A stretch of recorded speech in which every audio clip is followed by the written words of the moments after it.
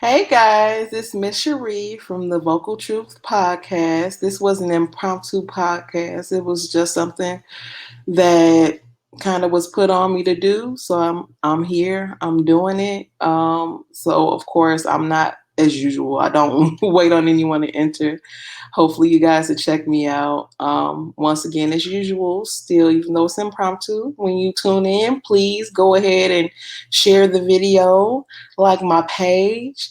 But today it was just really put on me because I was thinking about my own purpose and knowing what it is. So this is just a simple message of loving yourself and knowing your purpose. And even if you don't know what your purpose is, especially in this time of the pandemic. Sorry, clearly I can't talk this afternoon. It is now. Um, the biggest thing is, and this was my own revelation, so hopefully it'll bless someone when you watch it. But it's deeply personal, so excuse me if I like pause a lot or whatever. And this wasn't prepared either, so maybe a lot of pauses. However, the thing of it was I literally was meditating and praying on my own purpose and what it is because I feel like a lot of things I've done based on what I want to do, at least at the moment. But there's been times where I feel like I was being pushed along by other people's perception of who I am or what I should be doing. And that placed me in positions where I didn't necessarily feel like I was working towards something that I really wanted versus what other people thought I could be doing. What I value is the fact that so many people view me as a very intelligent young lady, which yes, that I do agree with. I don't think I'm not intelligent at all. Um, for me, I feel like there's a lot of missed purposes I've might have kind of bungled over the years. I know back in undergrad, I regretted not really taking playing the clarinet seriously because it was something I played from elementary school through maybe middle of high school, maybe sophomore year. I kind of still tinkered with it, but by high school, I just kind of threw it down. And I remember being confused and conflicted about my talent on the clarinet because other students would bully me or try to say I wasn't as good, even though I was still asked to assist other clarinet players or aspiring clarinet players, teaching them proper technique and things like that. And the instructor used to allow other students to kind of bully me because he thought I was too cocky because of my skill. But I was still allowed to be cocky because what was I doing? I was assisting other clarinet players, including the section leader at the time. So it was just like, how can I not feel a certain type of way? And sometimes allowing others to impact how you feel about your own skills and talents can impact whether or not you follow through or not. Because it definitely got in my head, like when I would audition for Gallery 37. Then later I only got into the jazz band because I was already in the band. Then it was the Philharmonic protege. It was who actually fed into the Chicago Symphony Orchestra. I was severely scared to audition for that in high school. I had the skill. I was really good, and that was without practicing. So that was where the cockiness came from. Never did it. And that was one of my biggest regrets because I could be someone playing in the Chicago Symphony Orchestra for all I know, but I never did it. Undergrad, I went for science because it was kind of feeding into wanting to be a doctor, but then I got bit by the research bug because it was something I was doing to strengthen the med school application. I don't even think most people know that. When I hit undergrad and switched from business because I found out very early on that I was not a business personality. Like I can handle myself in business, I know how to handle the politics of business. But a lot of the actual subjects of doing the finance work or doing the accounting work or uh, some marketing, social media marketing, I could probably do. But yeah, it didn't interest me at the time. It wasn't my thing. It wasn't something I was willing to do. And I switched over to science. Of course, I love science, which a lot of people from high school laughed at me at the time when they found out I majored in science. When, sorry, mom, but yeah, I skipped chemistry a lot, and that was my minor in undergrad. So that was a very hilarious thing for most people. That most people knew I cut up in biology class. Most people knew I skipped chemistry because it was last period when everybody else was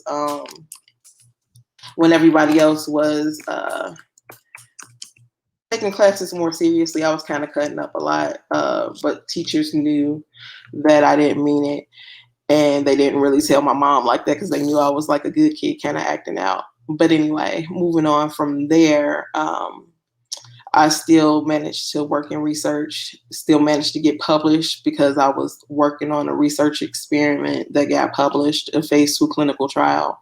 And after that, I got laid off, ironically. So I just kind of took, and given the fact I was never able to return to research, I just kind of took that as it was a chapter that closed. But during the 4 years that I was laid off and having trouble finding a job, realizing that I couldn't get a job in research because it's grant funded, and at the time grant funds were really, really tight. I was doing well freelance writing in the sense of I was getting opportunities, not necessarily views, but opportunities. There were some things that I still regretted, but it was more so handling because I didn't know. So I was still learning at the time. I used to work for now defunct examiner.com. And then that turned into me being able to write for CBS Local, which helped me get the attention of somebody who was trying to do like an online entertainment thing, and they were trying to get me on as a full-time writer. And I didn't know how to price it. And instead of them kind of negotiating with me and saying, hey, this is what I can do, I didn't really understand how to negotiate as a writer at the time.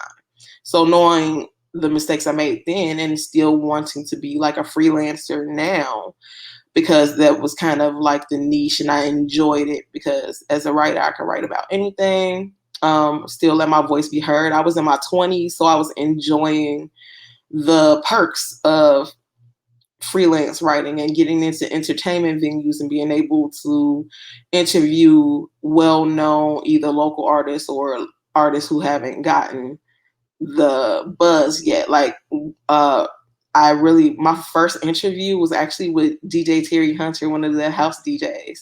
And that was like one of my favorites because he gave me a chance. And it was just writing my first article. I had these bright ideas about a storyline I wanted to do, and he was like super supportive. And this was when the Shrine was open, so I interviewed him. He had a Sunday residency at the Shrine at the time, and he actually bought me drinks and a lot of people when I was writing at the time were like kind of networking with me and were like, hey, you have something going. So the podcast is kind of an extension. I view it as an extension of my freelance writing skills, given the fact that I still have to write the topics I come up with. So everything is flowing. So all of this is to say is more so still continue to pursue your purpose, whatever it is, no matter what people say or think, or if people are in competition, because I know some people I cut off from like previous positions because I don't believe, like, if somebody's my friend, I'm not believing we have to be in competition with each other. Like that's not what we're supposed to do. We're supposed to support each other, work together if possible, but at the very least support. And knowing your purpose means ignoring what other people are telling you what your purpose is, because they're just going to go off of what they think you should be doing. And at the time, people don't know what feels right for you versus what they think you should be doing. And when it comes to that, it's more so, it's not saying that people have the worst interest in what you're supposed to be doing. It's just saying that they're trying to help, but it doesn't come off helpful. So it's one of those things where you have to very much be in tune with exactly that. Collaborate, don't compete. Exactly. It's one of those things where it's enough for everybody to eat and be exposed and be successful. But it's one of those situations where you just don't sit up and just not work with people. But at times it calls for a point where you just really need to be more in tune with yourself and what makes you happy, because also all of us are searching for what makes us happy. Yeah, we all want a job that makes money. I am one of those. I'm not going to lie. Some of my career choices were strictly based on the money. And understandably so. I have 2 girls to feed, and they are not cheap. Those girls want designer, the best of everything. I can't blame them. Mommy and daddy are kind of the same way, so I get it.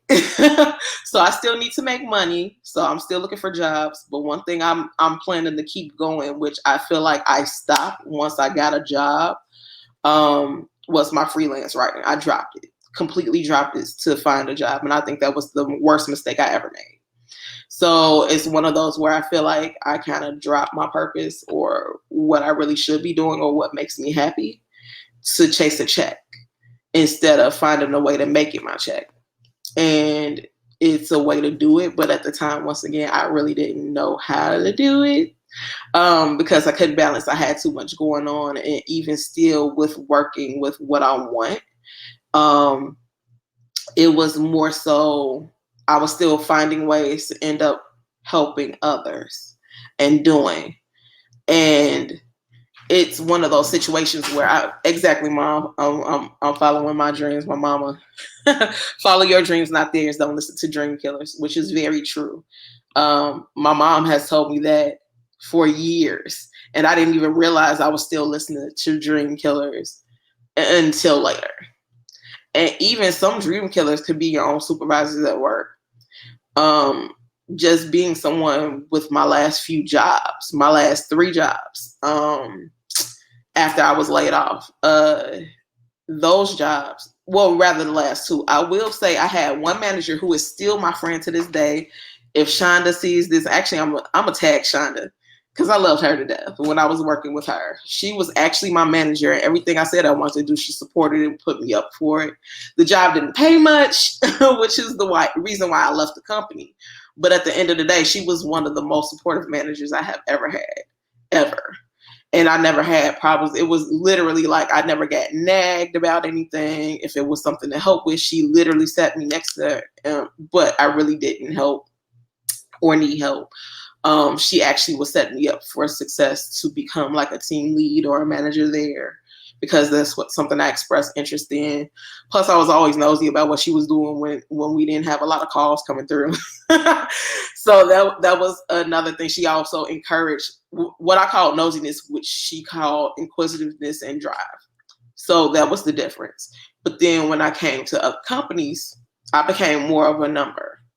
So that's another thing about standing in your purpose. I know I'm more than a number. I know I have a lot more to offer than the number of phone calls, the number of contacts, my quality numbers, or anything. I know I have a lot to contribute, which is interesting because companies will take all of your skills, they will take everything from you, and then tell you you're not good enough to be promoted. But you just took all my ideas though, and you're utilizing things that I suggested, but you don't, or better yet, they want to use my ability to relate to other workers, but they don't want me as a manager.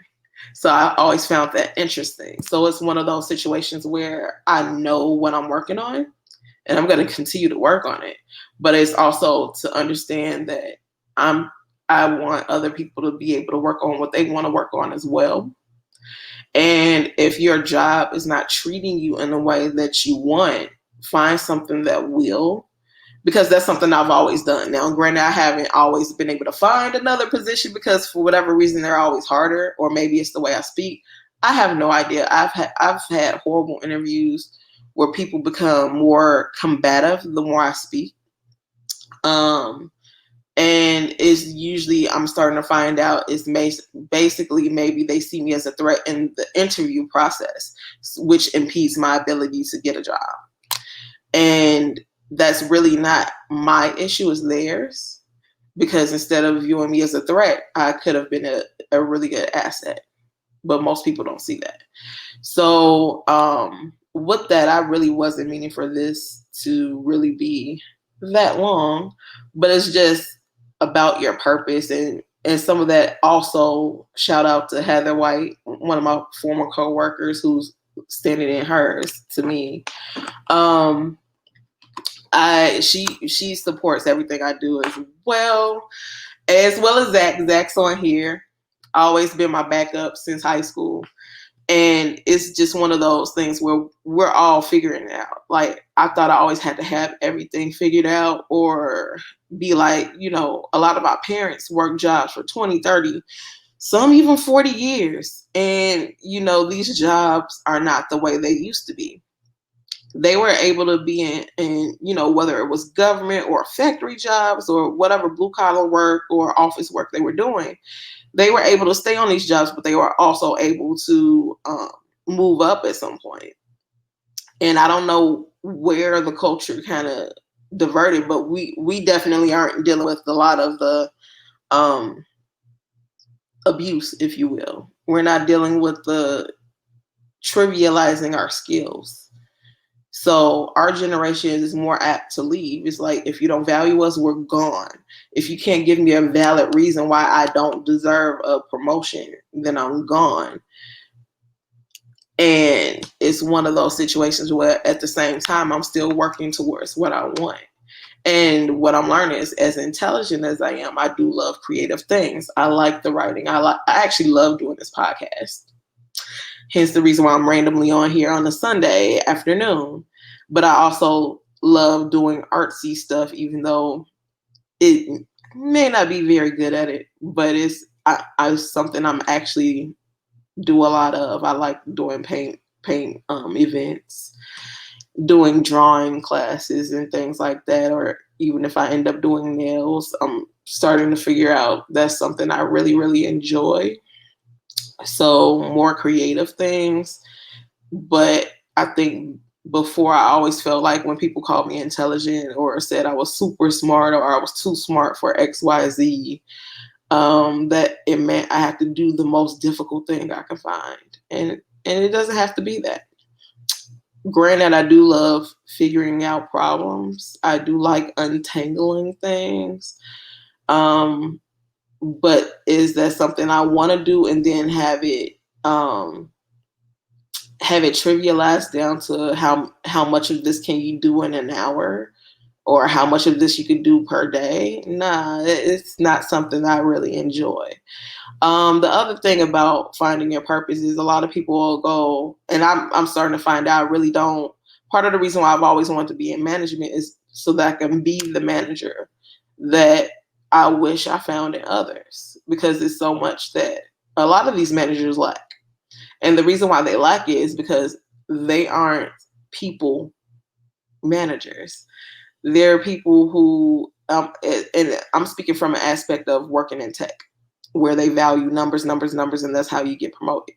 A lot of the people promoted who achieve these numbers, once they're in management and have to manage a team, they are unable to actually coach that team. They're unable to relate to that team, or unwilling to relate to everyone equally. I've encountered that as well. So when it comes down to that, just because you meet numbers doesn't necessarily mean that you're a great people person. And it doesn't mean that you're a great manager. And I've seen it, especially in my last company, watching people move up, up, up. And then it's just like, that's not really a manager. I wouldn't have made that move, but not my decision. So all that to say is that I'm finally starting to understand this purpose thing and understanding what it is that I want out of things. And I'm hoping that this gets people to thinking about what their purpose is or what it is that they ultimately want to do, whether it's career wise or working on it on the side or creating their own business or like whatever. And figure it out, stand in it, work on it. Don't let other people discourage you. Because another thing is, it's more than just about jobs. Sometimes the dream killers can be your family. Sometimes the dream killers can be your friends. The dream, or in the event of you dating or being married, sometimes the dream killer could be your significant other or your spouse. They could, so many times just in dating and talking to people, and of course I'm not talking to these people anymore, I've been told I aim too high or I want too much. And it's just like, no. There's no such thing as aiming too high. It's no such thing as wanting too much. There is a such thing as wanting more than what you're willing to work for. That's the only thing or the only issue that I would see that anyone can have, is not working towards what they want or not willing to put the work in. You can aim beyond the sky, but it doesn't mean anything if you're not even willing to work beyond one step in front of you, if that makes any sense. Aim as high as you're willing to work. Aim higher because you got to work toward it, but be willing to put that work in is the biggest thing. That's part of standing in your purpose. It's one thing to understand it. It's a different thing to work towards it. And it's a whole different thing to commit to it. So commit, work towards it, do it, and go from there. Hopefully you guys got something from this. And last thing is, yes, Zach, wisdom comes from learning and from failure. So also last thing is, don't let people put a time frame on what your purpose and your dreams are, ever. There's no time frame. That goes along with that competition thing. It's like, oh, I achieved this by this age. It's like, okay, it's taking me to almost 40 to figure some stuff out. But the point is, I'm figuring it out and I'm still working towards it, because clearly there has to be some purpose and getting some things done. So that's pretty much where I am. And hopefully, once again, hopefully you guys got something from this. And until Wednesday, I'll see you guys then. Have a good rest of your Sunday. And thanks for listening in.